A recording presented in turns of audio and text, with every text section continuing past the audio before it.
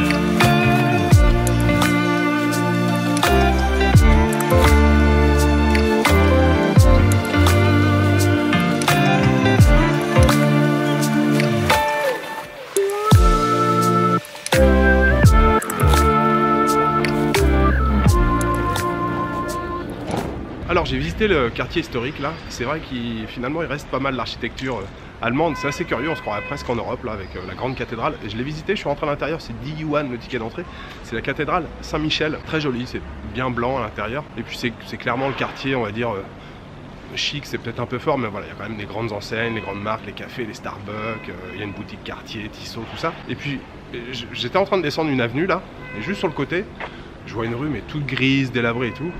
C'est le quartier où je viens d'arriver maintenant.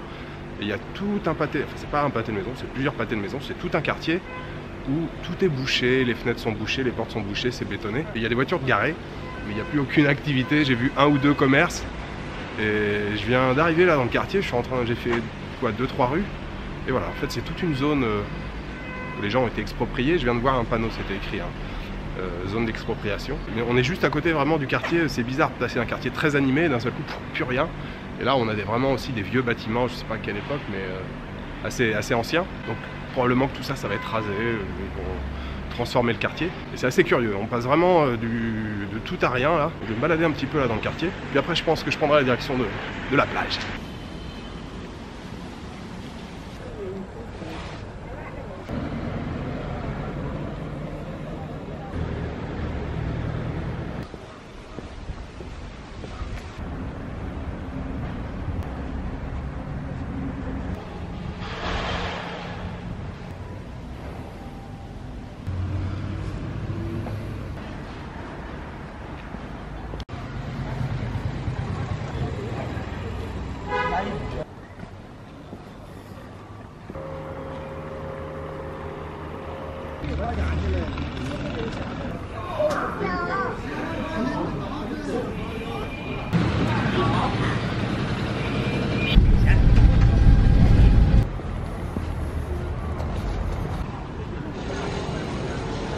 Les amis, je vous retrouve au bord de l'océan.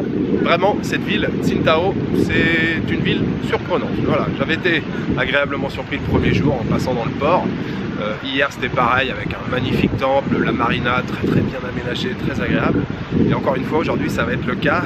Vraiment, tout ce que je vois là, ça me plaît beaucoup. Le quartier historique, là, tout à l'heure, c'était très chouette, assez surprenant, voilà, de découvrir une architecture un peu allemande comme ça. On se croirait, comme je vous l'ai dit tout à l'heure, on se croirait en Europe. Et là, je viens d'arriver, je viens de prendre un bus. En plus, les bus, dès que j'arrive à l'arrêt de bus, depuis 3 jours que je suis là, tous les bus à chaque fois ils sont là. J'attends jamais les bus. Je sais que c'est toutes les 10 minutes, mais j'arrive tout le temps quand ils sont là. Donc là j'ai pris un bus qui m'a déposé juste devant la plage, qui est légèrement derrière moi. Et voilà, juste avant la plage, donc il y a pas mal de rochers et il y a des sentiers qui sont aménagés, enfin des sentiers carrément pavés. C'est très agréable. Il y a des pins. Je sais pas si c'est des pins parasols, enfin des pins en tout cas qu'on trouve sur la côte chez nous, avec les rochers et tout, c'est très agréable. Il y a une lumière, encore une fois magnifique, on va voir un coucher de soleil ce soir qui va être grandiose. Donc bien sûr je vais terminer la journée ici, là sur la plage, ça va être tranquille. Il y a pas mal de gens, il y a des couples sur les rochers, il y a aussi des pêcheurs, il y a des bateaux qui passent, vraiment c'est très agréable. Ni hao. C'est vraiment très agréable, en plus les Chinois sont sympathiques comme tout. Bon, évidemment quand je me filme, moi, ça suscite toujours un peu de curiosité, c'est rigolo. Voilà, Tsingtao c'est vraiment une ville surprenante, je m'attendais pas du tout à ça, même si j'avais fait un peu de recherche, mais c'est une très belle surprise cette ville, et je suis très content d'être ici.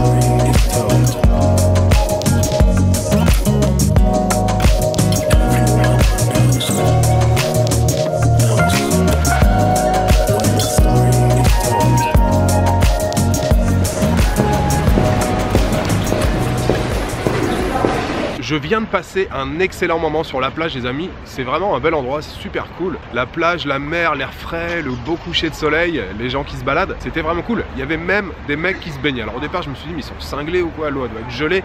En fait non, je suis allé, bon j'ai juste trempé mon index dans l'eau, mais non franchement elle avait l'air pas si froide que ça. Alors maintenant c'est l'heure du goûter fin d'après-midi. Je suis allé chez Nanbeke, c'est une chaîne, c'est version chinoise de Family Mart ou de 7-Eleven. Je me suis trouvé des pokis framboises cassis, c'est la première fois que je les vois, ça doit être très sympa. Je me suis trouvé également des cookies au matcha, qui ont l'air très bons aussi. Et cette petite boisson toute douce, vous savez j'en avais déjà pris l'autre jour à Shanghai, c'est lait, fraise, kiwi, ça c'est très bon. Il y a une station de métro qui est juste derrière, je vais rejoindre mon quartier, alors ça va pas jusque dans mon quartier, mais je vais aller jusqu'à la station la plus proche. Ensuite bus 307, je vais me faire une balade ce soir là by night dans mon quartier.